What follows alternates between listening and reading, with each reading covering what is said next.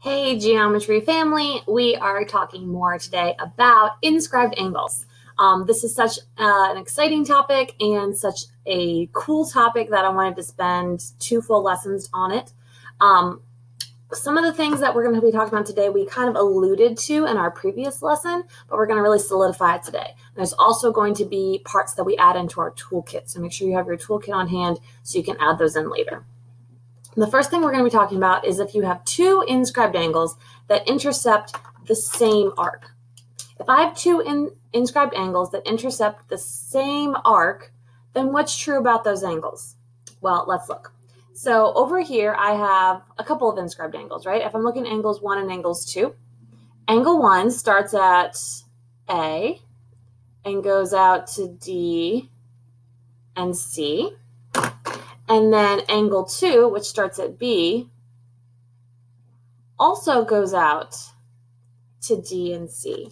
So those 2 inscribed angles both intercept the same arc. They both intercept DC.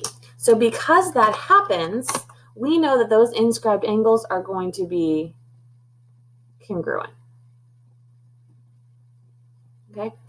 If they intercept the same arc, then the angles are going to be congruent. So whatever the measure of arc CD is, we know that half of that is going to be the measures of angles 1 and 2. Okay, so let's look at how that can help us solve some problems. So in this first one, we want to find both x and the measure of arc CR. So we are looking at this angle here and this angle here. They're both inscribed angles. And you might be thinking, okay, well, I know the angle is half of the arc that it intercepts, but there's nothing printed on any of these arcs to help us out. However, we can see that these 2 angles both go into the same arc. They both intercept the same arc. They both intercept CR. So that means that they're going to be congruent. In algebra talk, to be congruent means they're going to be equal. So I would set up an equation where I set them equal to each other. So I'm going to set 8x minus 4 equal to 6x plus 2. Okay, let's do some basic math. Take away the 6x on both sides, so I get 2x minus 4 equals 2. Let's add that 4 to both sides. So I get 2x equals 6. Divide both sides by 2. X equals 3. Okay. Not finished though, because it also wanted me to find the measure of arc CR. So I know the measure of the intercepted arc is going to be twice as much as the inscribed angle. So let's find the inscribed angle. So let's plug this 3 back in to one of those inscribed angles. 8 times 3 is 24. 24 minus 4 is 20 degrees. And if I did my math right, the other one should also be 20. 6 times 3 is 18. 18 plus 2 is also 20 degrees. So this arc is going to be double it. So CR is going to be 40 degrees. Okay, let's look at another one. Find x and y. All right, another situation where we do know one of the angles is 28. And then I have another inscribed angle. So they both go into the same arc over here. They both go into arc X. Okay.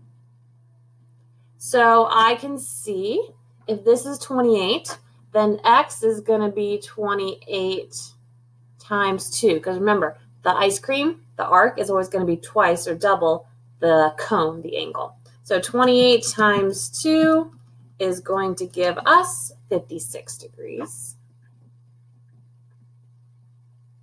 And then this angle y, there's no calculations necessary because we know that y is going to be congruent to the other inscribed angle that shares the same intercepted arc.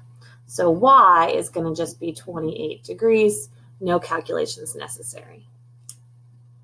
Okay, let's look at semicircles. This is going to be in your toolkit under the semicircle property.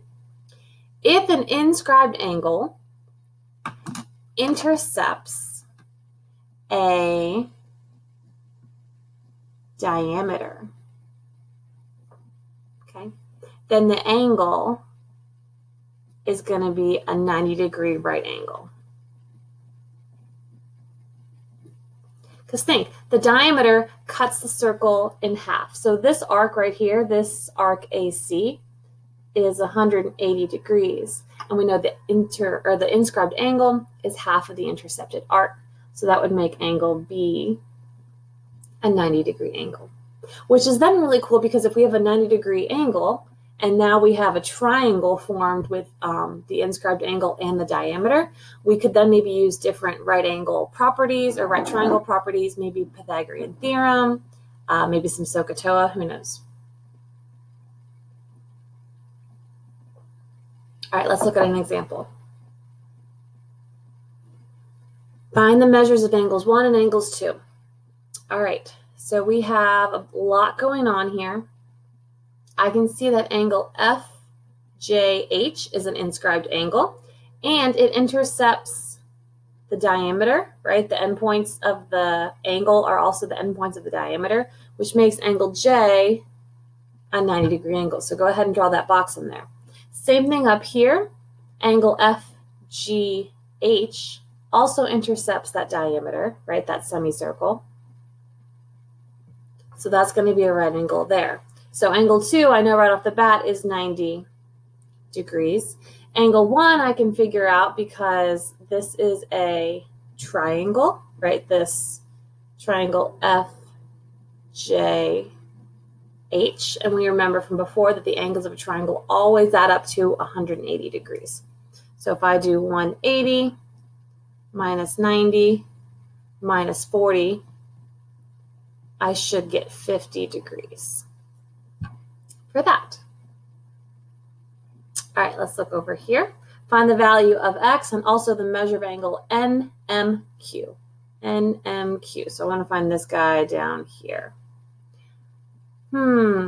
Let's see. What do we know? We know that angle N is 90 degrees because it intercepts the diameter, right? It intercepts the semicircle.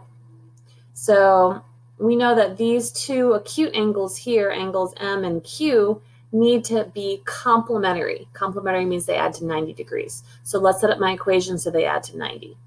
So I have 2x minus 4 plus x plus 10 equals 90 degrees. If I wanted to say plus 90 equals 180, that would have been fine too. So combine like terms, 3x plus 6 equals 90.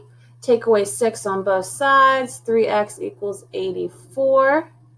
84 divided by 3 gives us 28. All right, almost done. We also want to know the measure of angle NMQ, which is this guy right here. So 2 times 28 minus 4. 2 times 28 minus 4 is 52 degrees. Yeah. All right, go ahead, press pause on this video, and see if you can try examples 5 and 6. Once you've completed them, press unpause and see if you did them correctly. Okay, so for number 5, this was the case where you have the inscribed angles that intercept the same arc. So we know those angles are going to be congruent, so you set them equal to each other. You end up getting that x is 9, and then the measure of arc, AB, is going to be 110, because after you plug 9 back in, you get 55. 55 times 2 is 110.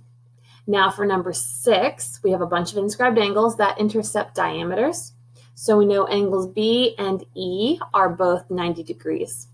Angles 1 and 2 are going to be complementary, so we add them together equal 90. We don't know that they're equal to each other, so that's why we don't set them equal to each other. But we do know that they add to 90. So you end up getting that x is 12, and then plug that back in, find out measures 1 and 2 are 58 and 32, respectively. And then 3 and 4, because we know that these two segments, AB and BD, are congruent, we have an isosceles right triangle, which means angles 3 and 4 have to be 45 degrees. All right, good job. Let's look at our next page. We've got some new vocabulary. Okay, so we've got an inscribed polygon. This isn't in your toolkit, I just want you to know it. An inscribed polygon is a polygon that is inscribed in a circle, and then that means that each vertex or corner of the polygon lies on the circle. So you can see here that this pentagon, all of its corners are on the circle. Okay, now particularly important for us is an inscribed quadrilateral. This is going to be a quadrilateral where all 4 vertices lie on the circle, like that's shown in this picture here.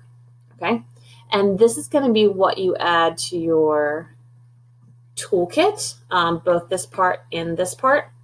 This is the important one that I really want you to know, because there's something that's true about the opposite angles in the inscribed quadrilateral. They have a special relationship. And before I tell you what it is, I want us to see if we can kind of discover it. Okay, so looking at this right here, we have a quadrilateral inscribed in the circle.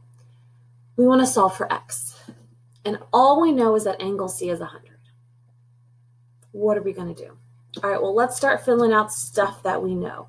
Angle C is an inscribed angle. So if I were to trace it out, we know that it intercepts this major arc BAD.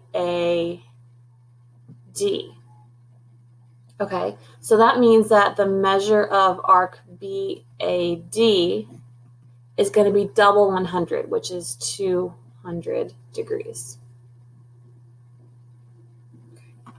Now, how are we going to find x? X is also an inscribed angle. If only we knew the measure of the arc that it intercepts, because then I could just divide that in half. Well, look at the relationship between this pink arc and this blue arc.